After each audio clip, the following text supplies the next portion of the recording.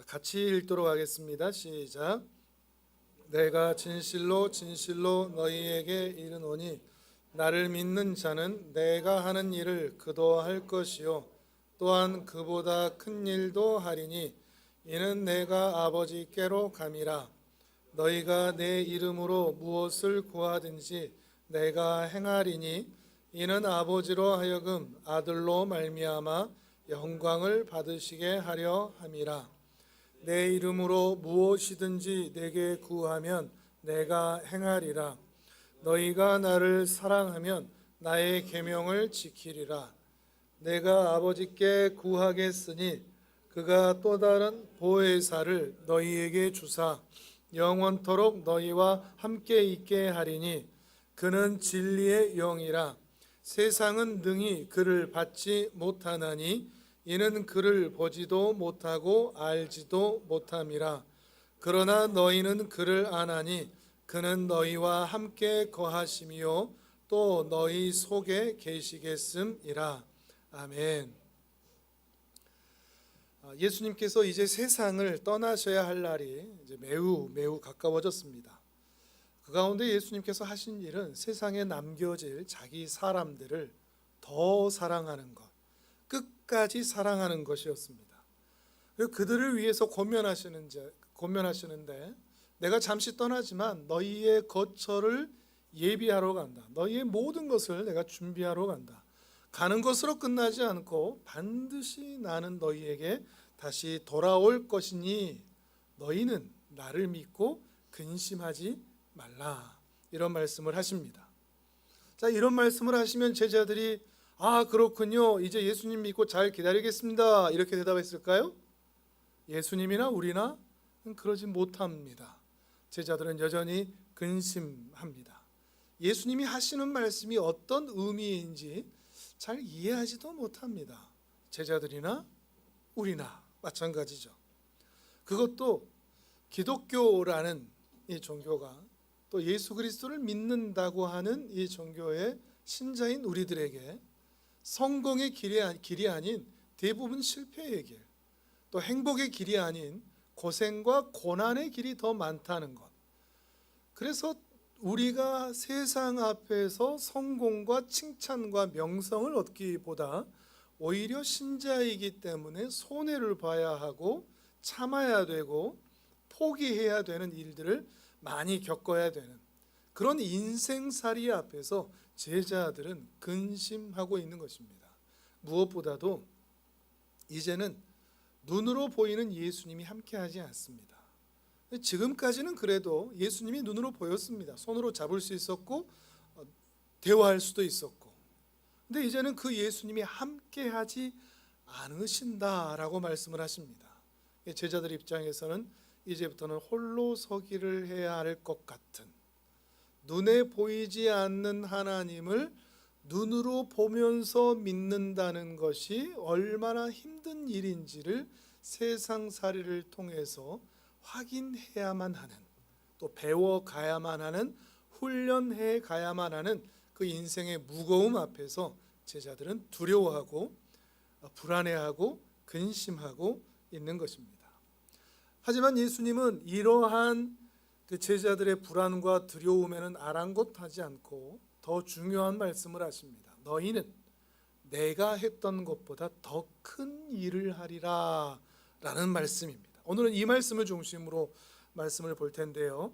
자, 오늘 보면 성경을 보면서 12, 13, 14절을 같이 읽겠습니다. 12, 13, 14절 시작. 내가 진실로 진실로 너희에게 이르노니 나를 믿는 자는 내가 하는 일을 그도 할 것이요 또한 그보다 큰 일도 하리니 이는 내가 아버지께로 감이라. 너희가 내 이름으로 무엇을 구하든지 내가 행하리니 이는 아버지로 하여금 아들로 말미암아 영광을 받으시게 하려 함이라. 내 이름으로 무엇이든지 내게 구하면 내가 행하리라. 아멘. 예수님 없이 살아야 한다는 두려움과 불안감에도 불구하고 예수님을 믿는 믿음이 있으면 세상에서 제자들은 예수님보다 더 큰 일을 알게 될 것인데 어떻게 그것이 가능하냐? 필요한 게 있으면 나에게 기도하라. 특히 예수의 이름으로 기도하면 내가 반드시 응하겠다, 일하겠다 약속하신 것입니다. 두 가지를 요청하죠. 믿음, 나를 믿는 믿음, 그리고 주의 이름으로 행하는 기도. 이 기도가 있다면 너희는 근심하지 않아도 된다. 너희의 모든 필요를 내가 채우겠다. 이렇게 말씀하시는 것입니다. 이것은 우리 신자들의 기도이기도 하죠. 믿음이기도 합니다.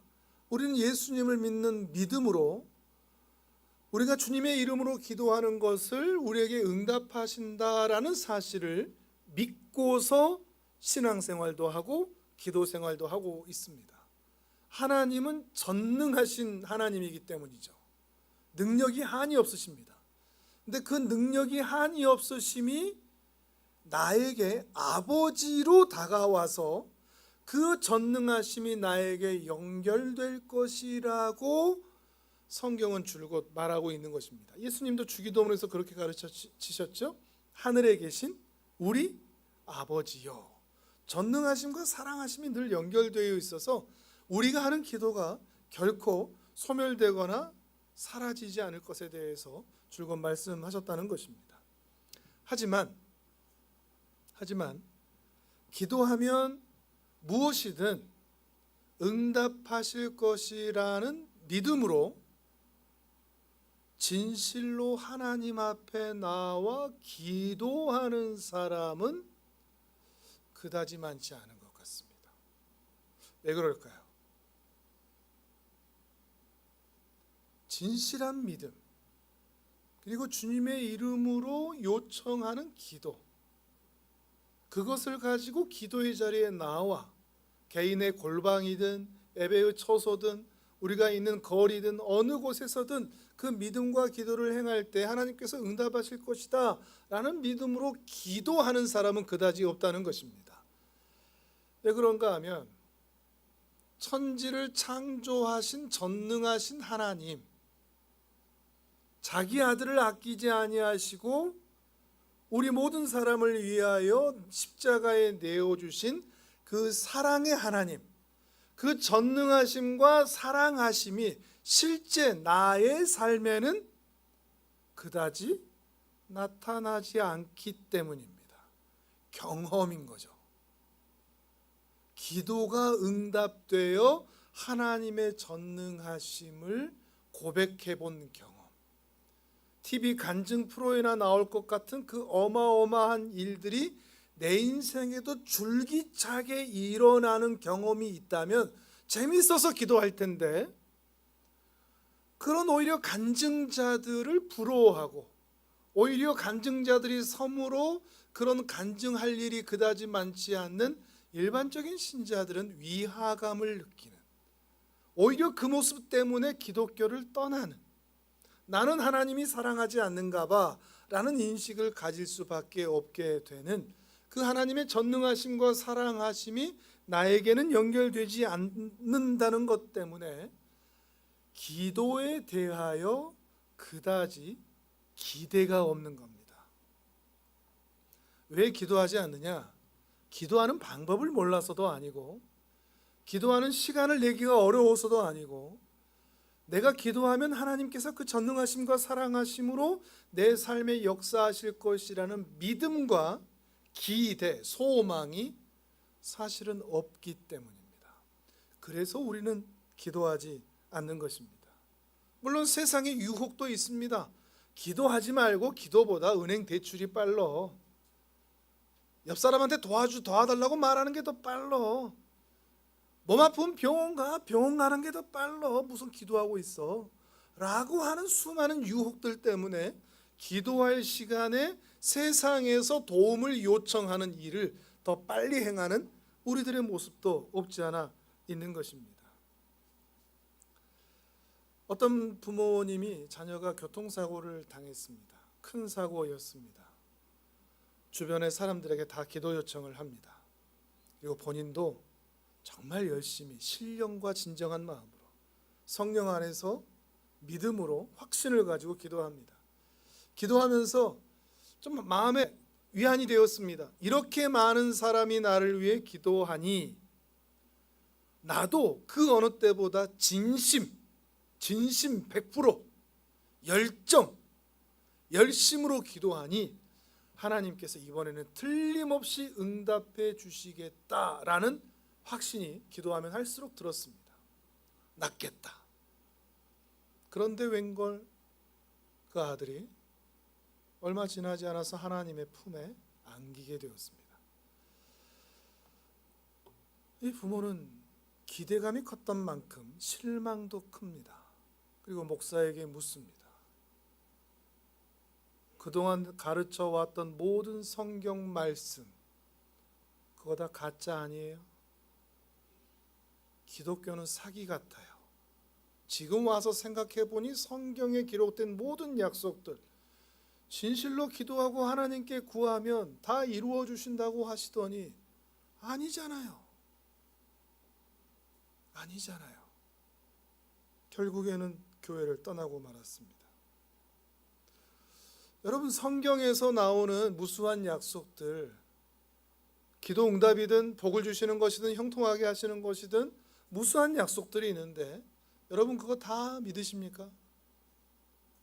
때로는 그 믿는 약속의 말씀 때문에 의심이 찾아오고 신앙의 갈등이 생긴 적은 없습니까?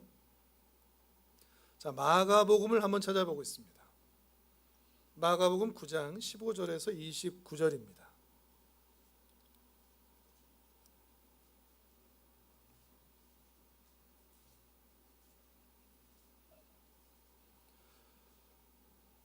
신약 69페이지쯤에 있습니다. 마가복음 9장 15절에서 29절입니다. 예수님께서 변화산에 올라가셨다가 모세와 엘리야를 만나시고 내려오는 과정에서 그 과정에 있었던 산 아래에 있었던 일, 그것을 기록하고 있는 것입니다. 15절에서 29절까지 같이 읽습니다. 시작. 온 무리가 곧 예수를 보고 매우 놀라며 달려와 문안하거늘 예수께서 물으시되 너희가 무엇을 그들과 변론하느냐? 무리 중에 하나가 선생님, 말 못하게 귀신 들린 내 아들을 데려왔나이다. 귀신이 어디서든지 그를 잡으면 거꾸러져 거품을 흘리며 이를 갈며 그리고 파리에 지는지라. 내가 선생님의 제자들에게 내쫓아 달라 하였으나 그들이 능히 답하지 못하더이다. 대답하여 이르시되 믿음이 없는 세대여, 내가 얼마나 너희와 함께 있으며 얼마나 너희에게 참으리요. 그를 내게로 데려오라 하시매 이에 데리고 오니 귀신이 예수를 보고 곧 그 아이로 심히 경련을 일으키게 하는지라. 그가 땅에 엎드려져 구르며 거품을 흘리더라. 예수께서 그 아버지에게 물으시되 언제부터 이렇게 되었느냐 하시니 이르되 어릴 때부터니이다. 귀신이 그를 죽이려고 불과 물에 자주 던졌나이다. 그러나 무엇을 하실 수 있거든 우리를 불쌍히 여기사 도와 주옵소서. 예수께서 이르시되 할 수 있거든이 무슨 말이냐? 믿는 자에게는 능히 하지 못할 일이 없느니라 하시니 곧 그 아이의 아버지가 소리를 질러 이르되 내가 믿나이다. 나의 믿음 없는 것을 도와주소서 하더라. 예수께서 무리가 달려와 모이는 것을 보시고 그 더러운 귀신을 꾸짖어 이르시되 말 못하고 못 듣는 귀신아, 내가 내게 명하노니 그 아이에게서 나오고 다시 들어가지 말라 하시매 귀신이 소리 지르며 아이로 심히 경련을 일으키게 하고 나가니 그 아이가 죽은 것 같이 되어 많은 사람이 말하기를 죽었다 하나 예수께서 그 손을 잡아 일으키시니 이에 일어서니라. 들어가심에 제자들이 조용히 묻자오되 우리는 어찌하여 능히 그 귀신을 쫓아내지 못하였나이까? 이르시되 기도 외에 다른 것으로는 이런 종류가 나갈 수 없느니라 하시니라. 아멘. 예수님께서 변화산에 올라가셔서 모세와 엘리야를 만나시고 이제 십자가에서 돌아가실 일, 엑소더스 출애굽할 일에 대해서 함께 논의하신 그 장면, 그 시간, 그때에 산 아래에서는 이런 일이 일어나고 있었던 것입니다. 귀신 들린 아이를 아버지가 데리고 왔는데 제자들이 고치지를 못한 겁니다. 이미 제자들은 앞에 능력을 받아서 수많은 귀신을 쫓아내고 능력을 행하는 일들을 행했음에도 불구하고, 그런 경험들이 있음에도 불구하고 이곳에서는 전혀 능력을 발휘하지 못하고 있었다는 것입니다. 이제 아버지가 시험에 듭니다. 아마 이런 얘기 하지 않았을까요? 기독교 사기꾼이다. 예수 믿는 너희들 다 사기꾼들이지, 우리 애기 고칠 수 있다며 라고 나왔는데 전혀 하지 못한 것이죠. 그러다 드디어 예수님이 그 가운데 등장합니다. 이 아버지의 믿음은 좀 흐트러졌습니다. 할 수 있거든 이라는 말이 나왔습니다. 예수님의 사역에 제자들이 걸림돌이 되어서 믿음으로 나온 사람의 그 믿음이 어그러지고 있는 거죠. 할 수 있거든, 우리를 불쌍히 여기셔서 고쳐주소서.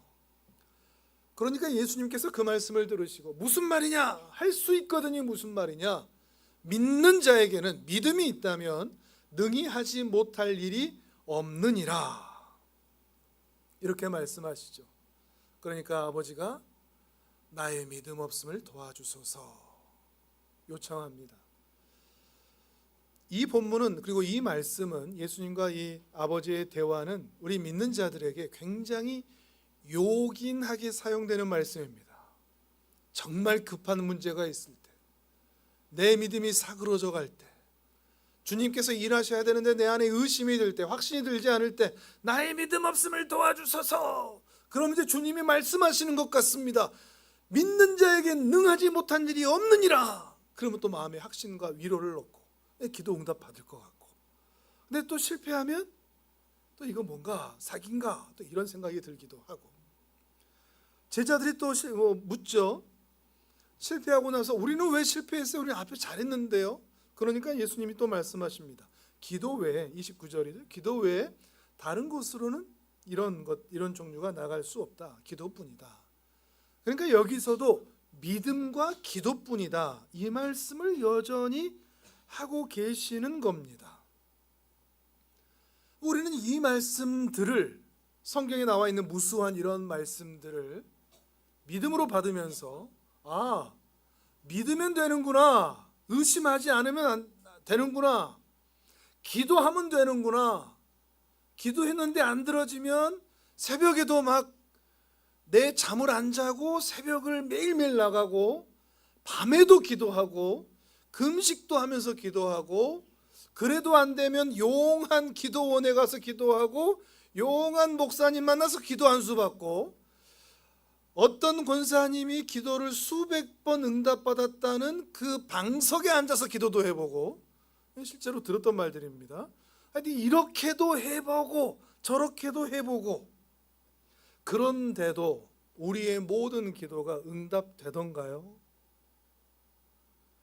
우리는 감사함으로 모든 것을 받아들이지만 때로는 그것들이 체념일 뿐, 체념으로 그런가 보다라고 받아들일 뿐, 그래서 그것을 감사로 포장하고 있을 뿐, 실제 우리가 원하는 대로 우리의 인생은 그다지 흘러오지 않았습니다.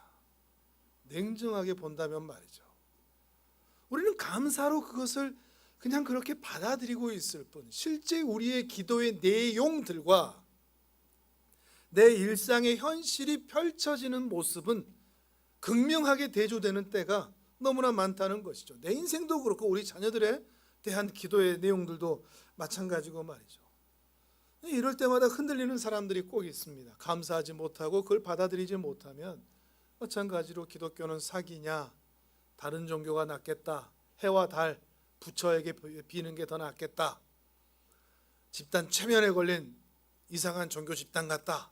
이런 말들을 하고는 떠나고는 합니다. 그러면 의심하는 건 재밌는데 예수님의 이 말씀은 뭘까요?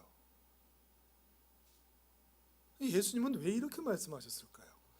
우리의 신앙의 기본적인 전제는 예수님이 하나님의 아들이시오 성자 하나님으로서 우리를 구원하기 위해 이 땅에 오신 분이라고 알고 믿고 있고, 성경에 기록된 모든 내용들이 전부 다 예수님의 말씀이라고 우리는 알고 믿고 그 말씀대로 살아가기 위하여 애쓰고 있는데, 여기에서도 말하고 있는 믿음과 기도를 통하여 응답하신다는 이 약속들,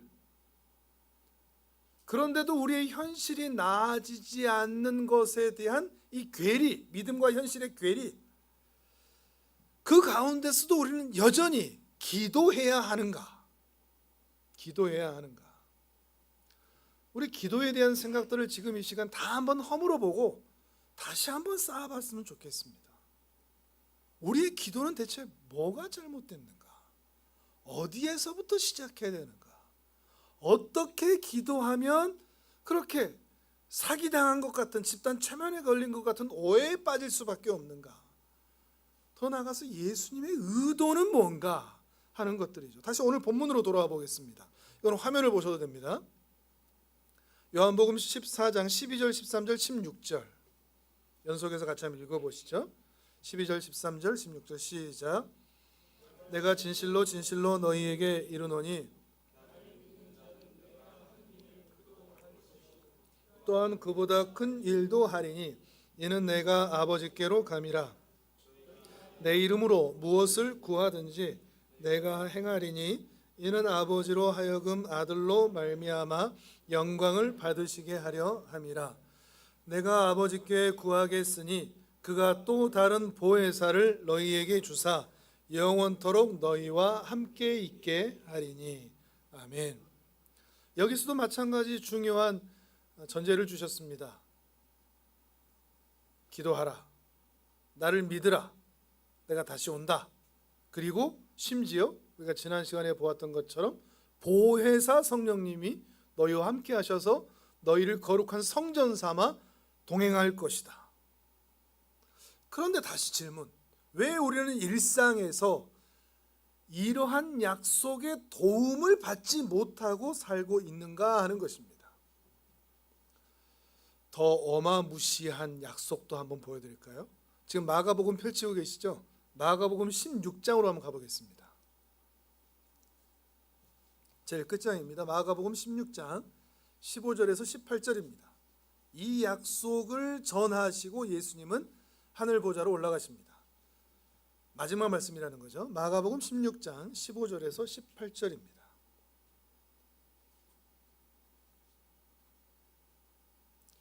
마가복음이 복음서 중에 가장 먼저 쓰였거든요. 그러니까 다른 복음서들보다 굉장히 함축적이고 핵심적인 내용들이 담겨 있다고 볼 수도 있습니다. 자, 마가복음 16장 15절에서 18절 자, 같이 읽습니다. 어떤 놀랄 만한 약속이 있는지 시작. 또 이르시되 너희는 온 천하에 다니며 만민에게 복음을 전하라. 믿고 세례를 받는 사람은 구원을 얻을 것이요 믿지 않는 사람은 정죄를 받으리라. 믿는 자들에게는 이런 표적이 따르리니 곧 그들이 내 이름으로 귀신을 쫓아내며 새 방언을 말하며 뱀을 집어올리며 무슨 독을 마실지라도 해를 받지 아니하며 병든 사람에게 손을 얹은즉 나으리라 하시더라. 아멘. 아멘이 되십니까? 16절에 세례 이야기가 나온 것을 보면 마태복음 28장의 그 세례와 같은 선상에 있었던 그때의 말씀인 것으로 보입니다. 그리고 믿는 자들에게는 이런 표적이 따른다 라고 약속을 주시는데, 주님의 이름으로 귀신을 쫓아내고 새 방언을 하고, 이거는 오순절 성령 사건 때 이루어졌죠. 뱀을 집어올릴 수 있고, 이것이 물리적인 이 생물의 뱀인지 사단을 가리키는 것인지는 모르겠지만 그 뱀을 집어올리고 심지어 무슨 독을 마실지라도 해를 받지 않고 믿음 좋으면 독 한번 마셔봐야 될까요? 농약 한번 들이켜봐야 될까요? 병든 사람에게 손을 얹은 즉 나을 것이다. 근데 우리는 어떻게 하죠? 저는 병든 사람이 있으면 손을 얹는 게 아니라 병원부터 알아봅니다. 병원부터 가보시죠. 용한 의사 선생님 여기 있습니다. 이게 우리들의 모습 아닙니까? 여러분, 이 말씀이 있다는 것 알고는 계셨습니까? 우리는 그냥 어물쩍 넘어갑니다. 신자들도 마찬가지고 이게 안 맞는다는 것을 아니까. 목사들도 마찬가지입니다. 야같죠. 이런 설교는 안 합니다. 이게 힘들어지니까 손을 얹어 주십시오. 뭐 이럴 수도 있고, 독 한번 마셔 주십시오. 이럴 수도 있으니까 그런 분은 안 계시겠지만, 이런 약속들이 널려 있는데 우리는 이 약속들을 어떻게 받아들여야 하겠는가 하는 것입니다. 중요한 것은 이것입니다. 이런 약속들을 우리의 인식으로 이해해서 오해하기 전에 우리가 놓치고 있는 것은 무엇일까 하는 것입니다. 제가 지금 이렇게 비약을 해왔고 또 우리 현실 신앙은 이러한데, 어떤 출발점이 잘못되었길래 이런 오해와 착각으로 빗나가고 있었던 것일까요? 우리 기독교 신앙의 내용이. 다시 본문으로 돌아오겠습니다. 화면을 보겠습니다. 14장 12절입니다. 같이 읽습니다. 시작. 내가 진실로 너희에게 이르노니 나를 믿는 자는 내가 하는 일을 그도 할 것이요 또한 그보다 큰 일도 하리니 이는 내가 아버지께로 감이라. 아멘. 뭐가 오해되고 있는 것 같습니까? 화면을 좀 보여주세요. 이 중에서 무엇을 우리가 오해하고 있는 것 같습니까?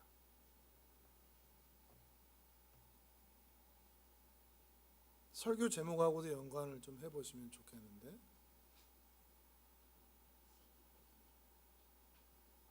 대답 안 하실 것 같아서, 주님이 하신 일이 뭔가에 대한 오해에서 잘못되고 있는 겁니다. 주님이 하신 일이 뭐죠? 주님이 하신 일을 너희도 한다 그랬거든요.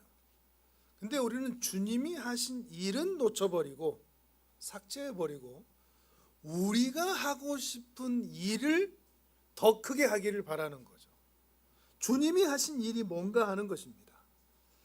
주님이 하신 일, 주님이 이 땅에서 행하신 일이 복음서를 통해서 쭉 기록이 되어 있는데, 우리가 여기에서 설교 제목의 부제, 현상과 본질이라는 말을 써놨는데, 복음서에 등장하는 수많은 사건들, 눈에 보이고 손으로 잡히는 감각적인 것들은 다 나타난 현상들입니다. 눈에 보이는 현상들. 그런데 중요한 것은 그 현상들 더 깊은 곳에 잠재되어 있는 본질입니다. 우리는 주로 무엇을 보죠? 현상을 봅니다. 해가 뜬다. 밥이 있다. 밥을 먹는다. 덥다. 학교에 간다. 돈을 벌었다. 직장을 다닌다. 이런 현상들을 봅니다. 근데 그 안에 있는 본질, 사람과의 대화에서도 그렇습니다. 그 사람의 말을 들으면 그 사람의 말의 내용에 따라 우리는 그 사람을 판단하곤 하는데, 그 사람의 말 깊은 곳에 담겨있는 그 사람의 본심을 읽을 수 있는 그 본질이죠. 그러니까 신앙적인 면에서도 우리 일상에 있어서도 현상만 쫓아다니지 않고 본질을 발견할 수 있는 것이 우리 신앙의 실력, 인생의 실력에는 굉장히 도움이 됩니다. 요한복음에서는 이러한 현상과 본질의 차이를 표적을 통해서 많이 확인시켜줬습니다. 예를 들면 가나의 혼인잔치, 어떤 현상이 일어났죠? 물이 변하여 포도주가 되는 현상이었습니다. 그런데 이것을 성경은, 요한복음은 뭐라고 기록하죠? 표적이라 그럽니다. 표적이라는 것은 상징이라는 이야기입니다. 그러니까 어떤 일의 상징이라는 거죠. 본질에 대한 상징. 그 본질을 아직은 보일 수가 없고 보여지지도 않기 때문에 그 본질을 이해할 수 있도록 나타난 현상들을 통하여 그 본질을 이해하게끔 돕는 그런 도구가 바로 물이 변하여 포도주가 되는 것입니다. 이 물이 변하여 포도주가 되는 것은 예수님이 마법사다 마술사다 그런 능력이 있다라고 하는 현상만을 보면 그렇게 나타날 수밖에 없고, 본질을 본다면 예수님께서 이 땅에 오셔서 하시는 일이 무엇인지, 정결케 하는 항아리를 통하여 수많은 죄인들을 정결하게 하실 것이며, 기쁨의 포도주가 떨어진 무색 무향 무취의 그 물을 마실 수밖에 없는 사람들이 기쁨의 포도주, 최상급 포도주의 하나님 나라의 기쁨을 경험하게 하실 그 일을 바로 이 예수 그리스도가 하실 것이다 라고 하는 것이 본질입니다. 이 본질을 찾지 못하면 현상만 쫓고 야 우리 집도 그런 일들이 일어나면 좋겠다 라고 하는 것으로 갈 수밖에 없는 거죠. 수많은 질병도 마찬가지입니다. 나병 환자, 중풍병자, 또 소경이 눈을 뜨고 안진뱅이가 일어서고 하는 그 모든 일들은 나타난 현상입니다. 어떤 현상일까요? 하나님의 나라가 죄로 인하여 얼마나 어그러져 있는지를 드러나는 현상입니다. 질병이 그렇습니다. 하나님의 형상이 깨진 상태인 거죠. 중풍에 걸렸다, 혈루증에 걸렸다, 나병에 걸렸다. 그 모든 것들은 다, 그 현상들은 다 본질인 하나님에게서 떠난 죄인에게서 나타날 수밖에 없는 현상들이라는 것입니다. 그 현상들, 이러한 현상으로 가득한 세상에 오셔서 개입하셔서 예수님이 그들을 고치셨다 하는 것은, 죽은 나사로조차도 살리셨다 하는 것은, 예수님께서 궁극적으로 하시는 일은 십자가의 죽으심과 부활 그리고 성령의 오심을 통하여 그렇게 죄로 어그러진 하나님의 사람들을 다시 창조의 원형보다 더 나은 존재로 만드시러 오셨다 하는 것을 나타내 보이는 표적의 사건들이라는 것입니다. 이렇게 현상과 본질을 구별하는 것이 매우 중요하다는 것이죠. 더 중요한 것은 이렇게 수많은 사람들을 회복하고 변화시키기 위하여 예수님이 이 땅에 오신 목적은 죽음이라는 겁니다. 죽으러 오셨다는 거죠. 예수님이 우리의 성공과 번영과 형통과 잘 되는 것과 잘 나가는 것과 높아지는 것을 위해서 있다면 굳이 이 땅에 오실 필요가 없습니다. 다른 종교들처럼 비나이다 하고 동전들 막 던져주고 헌금하고 시주하고 뭐 이렇게 하면 저 하늘에서 다 들어주시면 됩니다. 그 목적으로 오지 않으셨다는 것입니다. 그러려면 오실 필요가 없는 거죠. 그런데 우리에게 직접 사람이 되어 오신 것은 그러한 성공과 형통이 아닌 우리의 죄 문제를 해결하기 위하여 사람으로 오셨다는 것입니다. 죽으러 오셨다는 것이죠. 근데 이러한 예수님의 이 땅에 오심과 십자가에서 죽으심과 또 부활하심과 성령의 오심을 예수님이 아무리 제자들에게 3년 반 동안 그렇게 주구장창 반복하면서 알려줘도 알아듣는다 못 알아듣는다 그러니까 시청각 자료들을 사용했던 겁니다. 어떤 것들, 말씀드렸던 그 현상들을 통해서, 그 현상을 통해서 뭘 보라고? 본질을 보라고. 그래서 수많은 기적들을 보이셨던 겁니다. 실제로 이런 기적들은 복음서에 보면 대부분 공생의 앞부분에 있습니다. 전반부에 있습니다.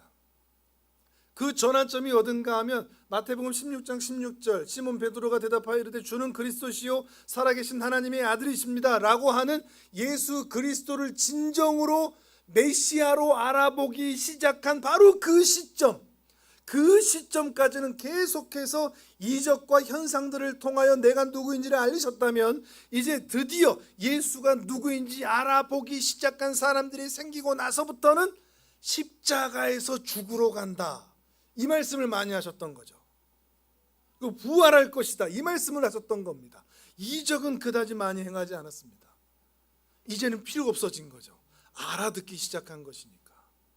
이 시대에도 성경이 있다면 이적은 그다지 필요하지 않습니다. 방언, 환상, 능력, 금리빨이 이빨로 맞나요? 하여튼 그런 거 그다지 필요하지가 않는 겁니다. 왜요? 성경에서 이미 완전하게 기록되어 있으니까 그런 현상들에 쫓아다닐 필요가 없기 때문에 주님은 말씀이 없는 곳에서는 여전히 그런 일들을 행하실지라도 우리에게 주어진 성경 말씀이 있는 곳에서는 주님은 굳이 그렇게 일하지 않으신다는 것입니다. 하지만 우리 인간은 무엇을 쫓나요? 본질을 찾아 헤매나요? 아니면 현상을 헐떡이면서 가지길 원하나요?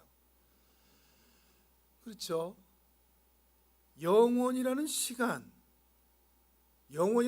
말 자체도 말이 안 맞는 말이죠. 영원은 시간 바뀌니까요. 시간이 없는 상태가 영원입니다. 시간이 흐르는 게 없는 거죠. 공간이 없어지는 게 영원입니다.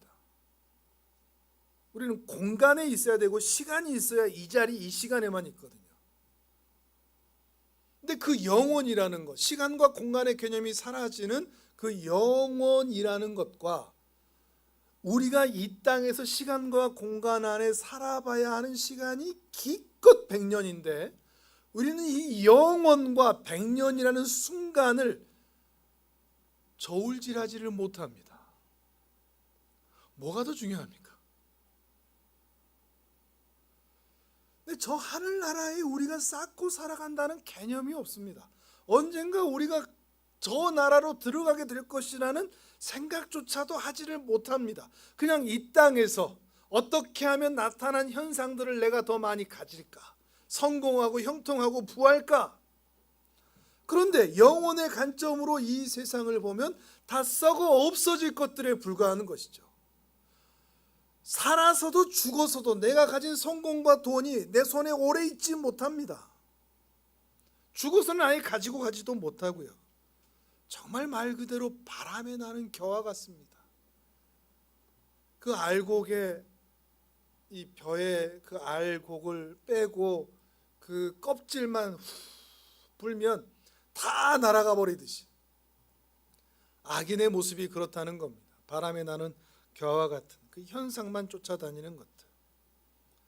우리는 예수님이 하신 일을 우리도 하고 싶다라고 말하고 예수님을 닮아가고 싶다라고 말도 하지만 우리는 예수님이 무엇을 위해 사셨는지를 늘 놓칩니다. 예수님이 성공을 위해 사셨나요? 자기 몸 건강을 지키기 위해 사셨나요? 손해보지 않기 위해 사셨나요? 자기 능력을 자랑하기 위해 사셨나요? 자기를 증명하기 위해 사셨나요? 한 번도 그런 적이 없습니다. 예수님은 항상 아버지의 기뻐하시는 뜻을 이루기 위해 사셨을 뿐입니다.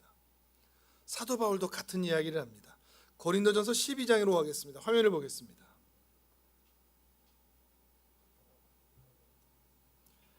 같이 읽습니다. 시작. 여러 계시를 받은 것이 지극히 크므로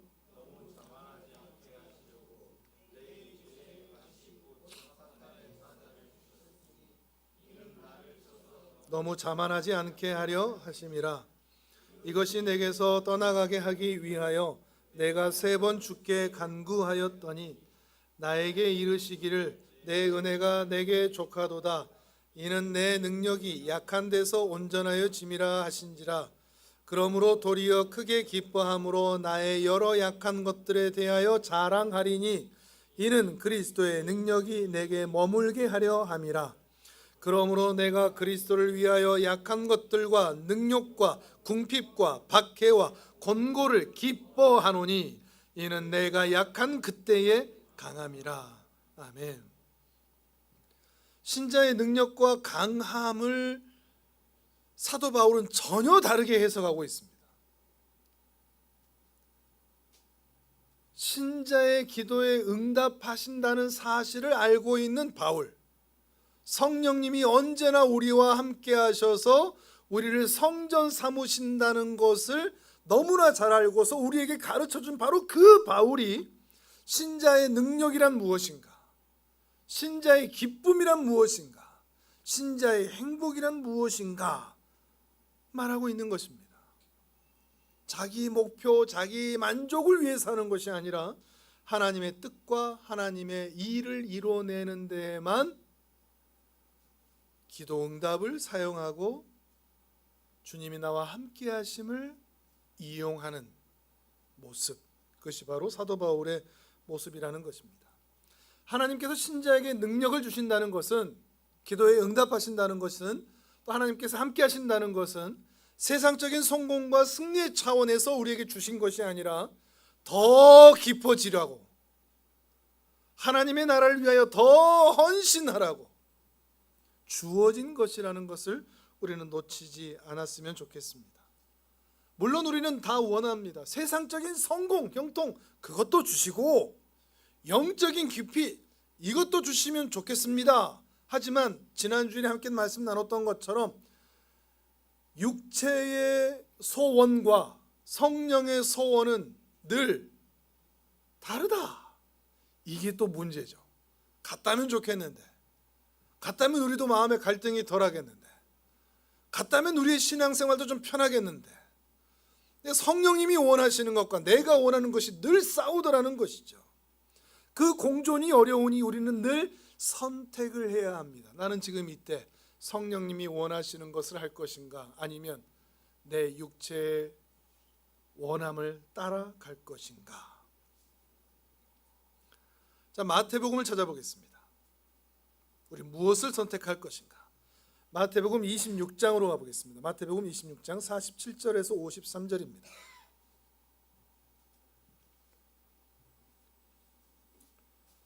마태복음 26장 47절에서 53절입니다. 신약 47페이지 47절에서 53절 같이 읽습니다. 시작. 말씀하실 때에 12 중에 하나인 유다가 왔는데 대제사장들과 백성의 장로들에게서 파송된 큰 무리가 칼과 몽치를 가지고 그와 함께 하였더라. 예수를 파는 자가 그들에게 군호를 짜 이르되 내가 입맞추는 자가 그이니 그를 잡으라 한지라. 곧 예수께 나와 랍비여 안녕하시옵니까 하고 입을 맞추니 예수께서 이르시되 친구여 내가 무엇을 하려고 왔는지 행하라 하신대 이에 그들이 나와 예수께 손을 대어 잡는지라.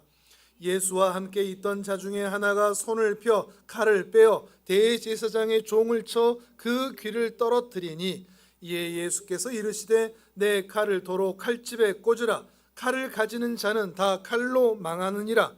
너는 내가 아버지께 구하여 지금 12군단 더 되는 천사를 보내시게 할 수 없는 줄 아느냐. 아멘. 예수님께서 잡히시던 밤입니다. 사람들이 칼과 몽치는 옛날 그 군인들이 가지고 된 이게 길다랗게 돼서 뒤에 이렇게 동그랗게 있고 거기에 막 이렇게 뿔 같은 거 있는 거, 이런 걸로 막 휘두르는 그런 겁니다. 무시무시한 거죠. 이런 걸로 지금 찾아왔습니다. 그 중에 말고라고 하는 대제사장의 종이 있었는데 베드로가 이 말고의 귀를 잘라버렸습니다. 그러자 예수님께서 그 말고의 귀를 다시 붙여주시면서 베드로에게 이런 말씀을 하시죠. 53절에 내가 지금 아버지께 구하면 12군단이 되는, 개역 한글에서는 12영이라고 표현되어 있는데 12군단 되는 천사를 보내주시는 줄 너희는 모르느냐. 로마 군대의 군단은 6,000명 가량 되거든요. 지금 우리나라의 군단은 10,000명, 20,000명 그렇지만 당시는 6,000명입니다. 12군단이면 단순 계산해서 72,000입니다. 72,000명입니까? 72,000 천사입니까? 천사죠. 천사 하나만 와도 어마무시한 일이 일어날 것 같은데 12군단이 와서 이들을 쓸어버리는 것은 아무것도 아닙니다. 예수님께서 직접 하시는 말씀이니 하나님 나라에도 군대가 있다는 거죠. 천사들도 군대로 존재한다는 것을 우리가 좀 짐작해 볼 수 있죠. 예수 그리스도의 명령을 따라 얼마든지 움직일 수 있는 그 천사들이 있는데 예수님은 지금 그 천사들을 사용하지 않으십니다. 실력, 무력, 병력, 힘, 크기 이런 것들로 문제를 해결하는 것은 하나님의 방식이 아니라는 것을 보여주고 있는 겁니다. 천사를 동원해서 체포당하지 않는 것도 하나님의 뜻이 아닙니다. 하나님의 뜻은 예수님이 도살장에 끌려간 양처럼 순순히 끌려가서 자기 백성들에게 재판장에 서서 유죄 판결을 받고 피조물이 신에게 유죄 판결을 내리는 그 어처구니 없는 현장에 서서 수많은 사람들에게 조롱과 모욕을 받고 기어이는 십자가에 올라 못 박히고 창에 박히고 다시 면류관을 써야 하는, 그래서 그 일을 통하여 유월절 어린 양이 죽어 그 피로 출애굽 백성들을 그 집에 문설주와 임방에 발라 그들 집에 죽음의 천사들이 넘어갔듯이 이 예수의 피가 흘러 그들을 구원하시는 그 일을 이루시는 것, 죽어야만 가능한 그 일, 그것이 바로 하나님의 뜻이었다는 것입니다. 사람들보다 못해서 그러셨나요? 힘이 약해서 그러셨나요? 아닙니다. 전능자의 능력과 사랑과 지혜를 가진 자만이 할 수 있는 실력입니다. 현상만 쫓고 자기 것만 쫓는 사람은 절대 이런 실력을 가질 수가 없습니다. 늘 내 것만 쫓거든요. 내 안위만 생각하거든요. 근데 현상이 아닌 본질을 생각하는 사람은 내 것을 위하여 살지 않고 더 큰 것을 위해 삽니다. 내어줄 수 있습니다. 죽어줄 수도 있고요. 이게 하나님 나라입니다. 하나님의 나라는 가장 큰 자인 하나님이 가장 낮은 자인 죄인을 위하여 죽어주는 나라입니다. 역전이 되는 것이죠. 그 일이 일어나는 것입니다. 순순히 자기 목숨을 내어주신 것이죠. 좀 정리를 해보면 세상에서의 성공, 형통, 기쁨, 행복 이런 현상들은 우리가 하나님께로 들어가는 출입문에 불과합니다. 본질을 찾을 수 있는 출입문에 불과합니다. 이게 다가 아니라는 말입니다. 또 반대로 우리가 인생에서 만나는 고난, 아픔, 절망, 상처, 배신, 사고, 질병 이런 것들 역시도 그 현상이 전부가 아니라 하나님께로 들어가고 하나님의 은혜를 경험하며 하나님 앞에 성숙해 가는 은혜의 도구로 사용됩니다. 그런데 우리는 고난을 만나면 아프다고 그 출입문에서 벗어나 버리고 성공을 만나면 배부르다고 그 출입문에서 벗어나 버렸죠. 늘 잘 되는 것만 쫓아다니고 말이죠. 나타나는 현상이 전부가 아니다. 여러분 이것을 기억하셨으면 좋겠습니다. 하나만 더 찾아보겠습니다. 진짜 마지막 찾는 겁니다. 창세기 22장 1절입니다. 한 사람의 예를 들어보겠습니다. 아브라함의 이야기입니다. 창세기 22장 1절에서 4절을 보겠습니다.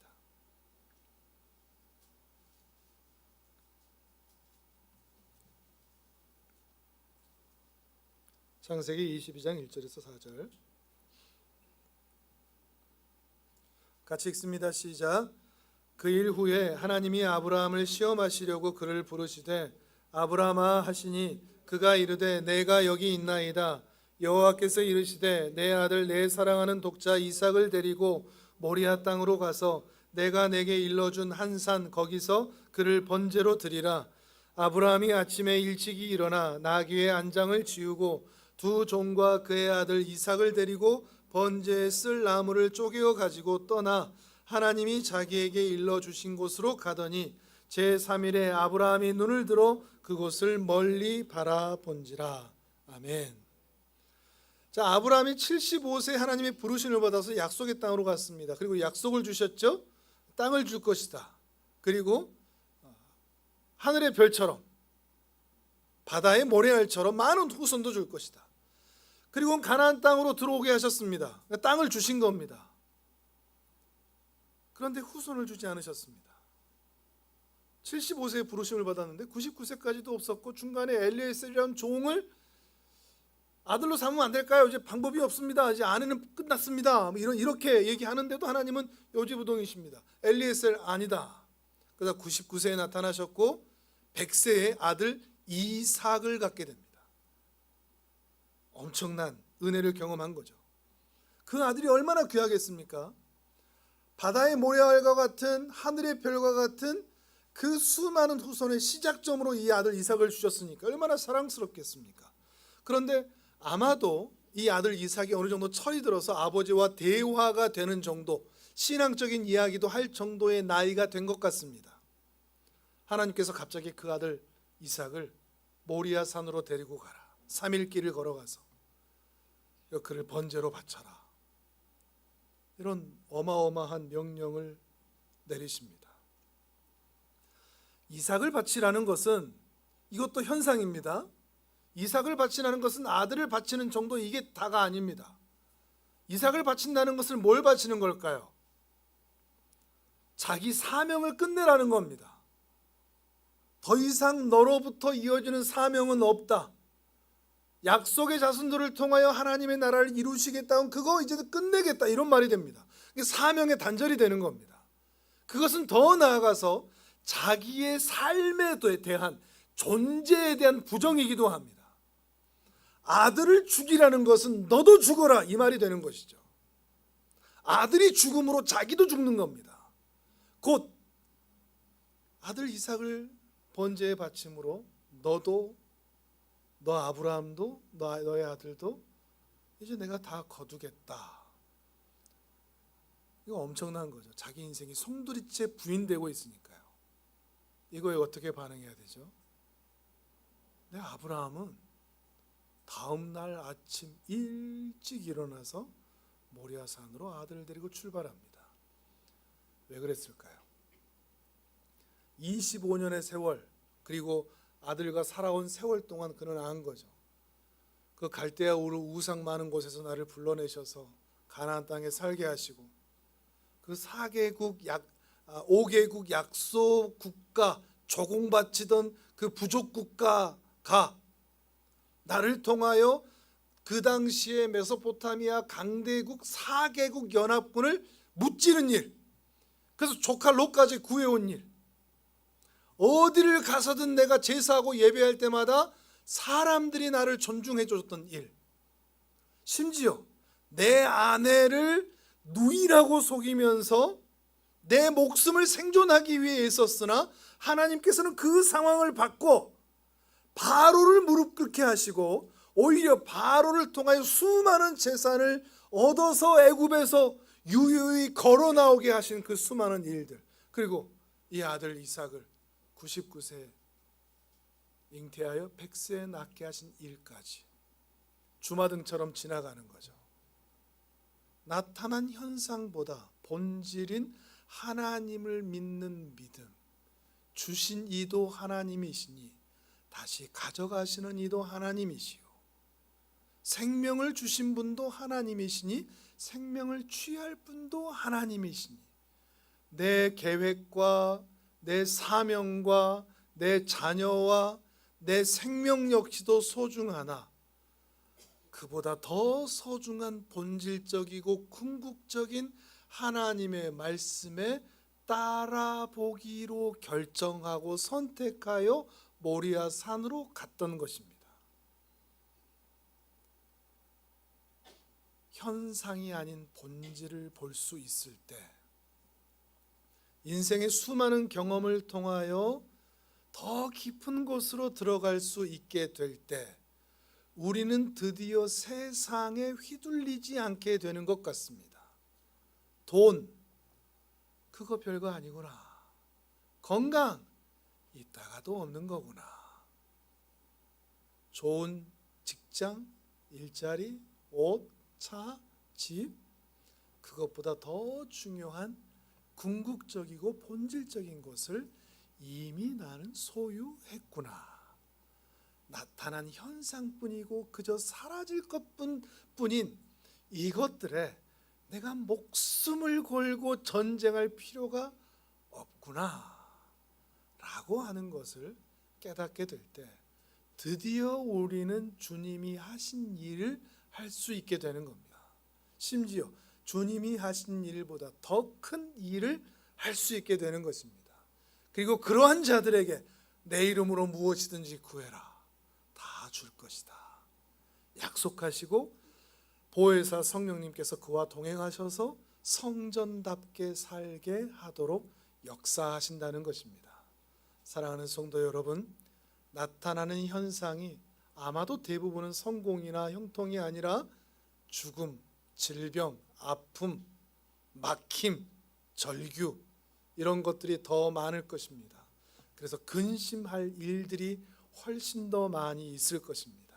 그러나 그 현상에 매몰되지 않고 더 본질과 궁극적인 하나님의 은혜를 발견하여 주님 부르시는 그날까지 끝까지 순종의 길, 아버지께서 이끄시는 길이라면 한번 가볼 수 있는 그 은혜의 길을 끝까지 걸어가는 하나님의 사람들 되시기를 주님의 이름으로 축복합니다.